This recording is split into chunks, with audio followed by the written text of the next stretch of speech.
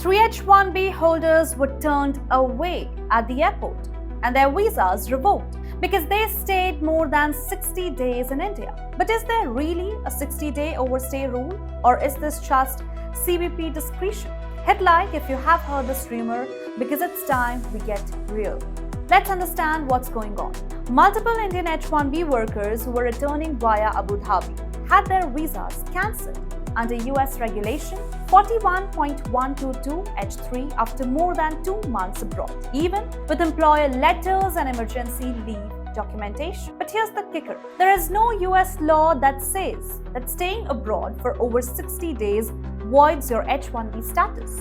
Officials likely use CBP discretion, thinking long absences show abandonment of employment. Now, if we look into some expert clarification, then what is the 60-day grace period? It's only when your employment ends, voluntarily or otherwise. It gives you time to either file a new H-1B, change status, or leave.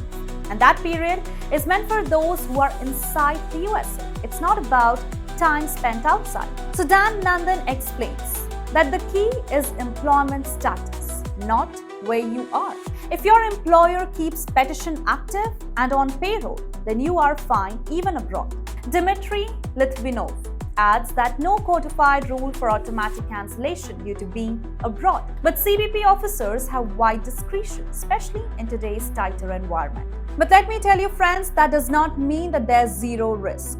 If you have been unpaid for 60 plus days, or your employer withdrew your petition, that could look like abandonment, and CBP can cancel your visa on arrival.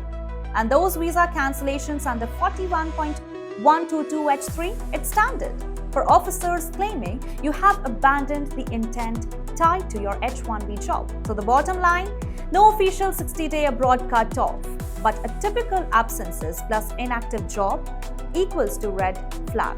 So what you can do right now? If you're outside the US for a couple of months, then keep employer letters, payroll records, and confirm your petition is active, and carry them when you are re-entering the USA. Next, if your job ended, then you have the 60-day grace period inside the USA, not when you are abroad.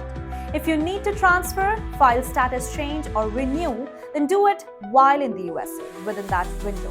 So friends, if you want updates on visa myths, policy changes, and CBP trends, then like this video to get recommendations for regular updates. Also, don't forget to subscribe and hit the bell icon to stay informed. Thank you everybody for watching this video till the end. See you in the next one.